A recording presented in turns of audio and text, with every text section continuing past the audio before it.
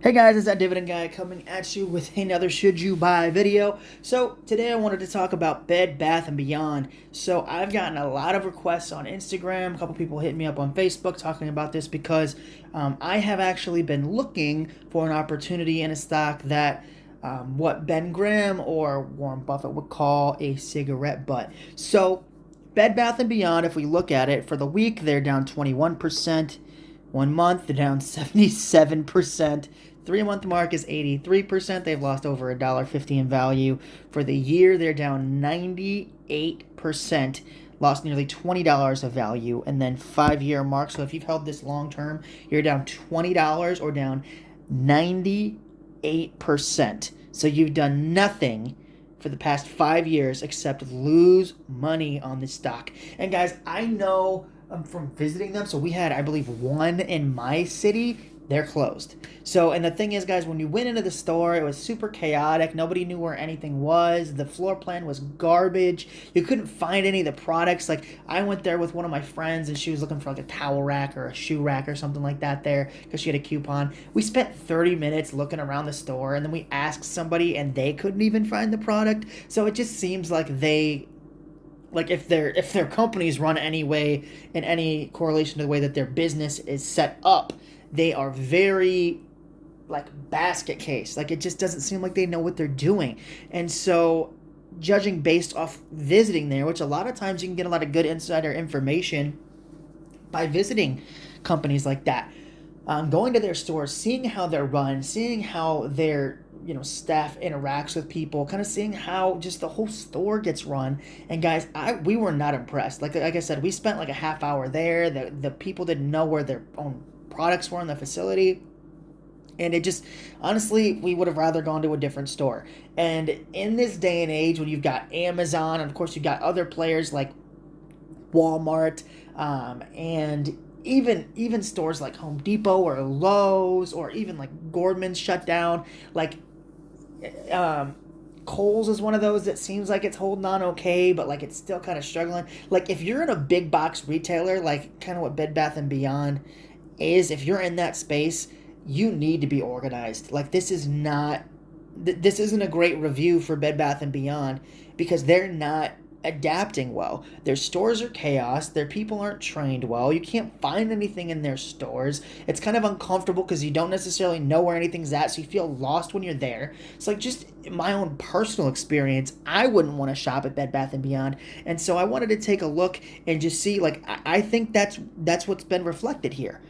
So you haven't made any money on this stock at any point pretty much ever, unless you're short in the stock, then you're making a crap ton of money. But I'm just saying, like, if you want to hold this company, it's been rough, right? Bed Bath & Beyond has been a bloodbath. And just looking at their financials here, so right now they say that they're around 30 cents a share. So if we look at this, guys, look at these numbers. It's terrible. Their quarterly financials, which the last quarter would have been November 2022, revenue was 1.26 billion. So they've lost 33% year over year of their revenue. Net income was down 392 million negative, down 42%. So net income lost nearly over 40%. Diluted EPS, so earnings per share, they lost money for investors. They lost $4.33 per share. So for every share of stock that you owned for the past quarter, you've lost $4 of your own money per share. Then that's a 55% drop in earnings per share. Then their net profit margin dropped 31%. So guys, this is a company that is going in the opposite direction. You do not want financials like this. You want to see a growing, healthy company. And I know, guys, I know for a fact they closed a few locations in my area. Overall, they're closing stores and trying to consolidate back into the profitable ones, but it seems like this is just too far of an uphill battle. If you look at their previous earnings calls, so in November they missed by 30%. They missed 6% on revenue. August 2022 they missed 80%. Missed 0.67% on revenue, so not as bad in August 2022. But May, they missed 103%. They missed by 3% revenue. EPS was down 2,983% in February. So if you've owned this for the past year, you are nothing but down in stock price. But guys, here's the thing. Usually stock price reflects the company, and it has. So like every single metric that we can look at for this company says they are burning through cash. They're not making any money. So first of all, they're not profitable, so they're not making money. They're not growing at all. They're losing their profit margins, which means that even what they have is shrinking to the point where they can't make any money. Plus, they're losing money for investors as well. So not only is the company failing, but it's failing its shareholders as well.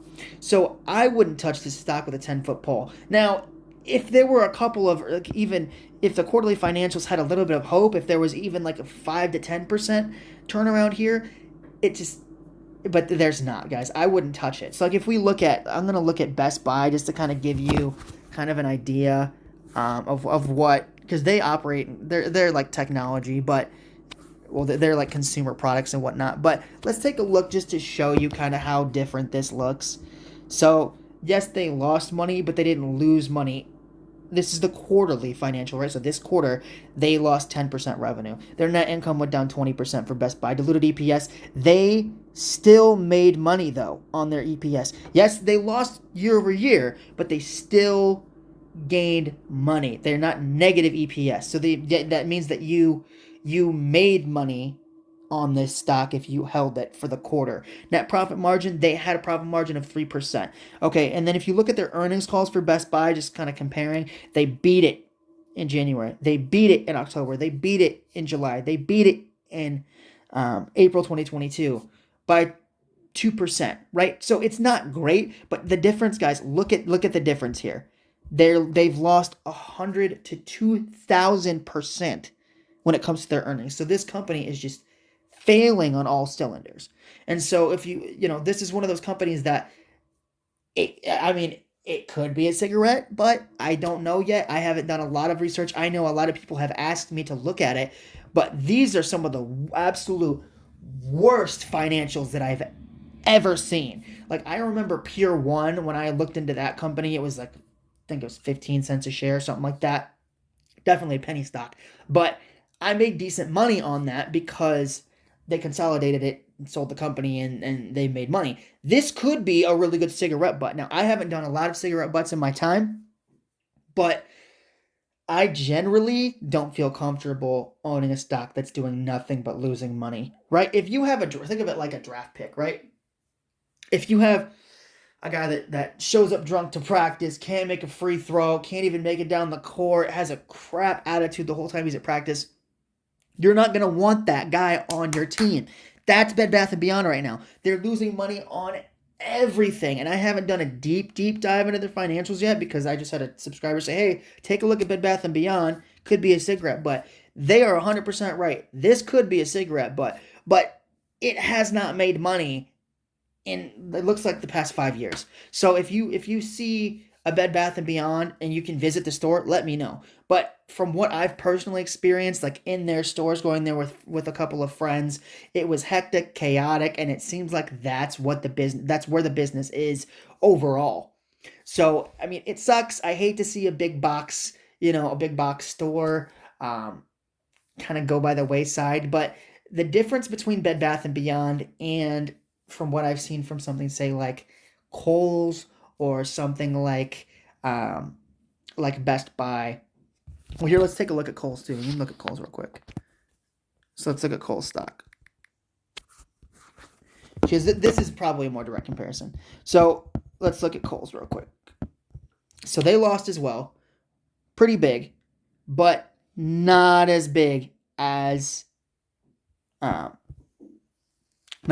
Bath & Beyond. So they made $6 billion in revenue for the quarter, down 7%. Net income was down only $273 million, still a 200% loss. Diluted EPS, they lost money too, but not even close to as bad as what Bed Bath & Beyond did. And honestly, guys, from what I've heard, Kohl's is looking to get bought out, from what I heard a while back. I don't know how far along that's been, but even like 84% miss, yeah, that's pretty big.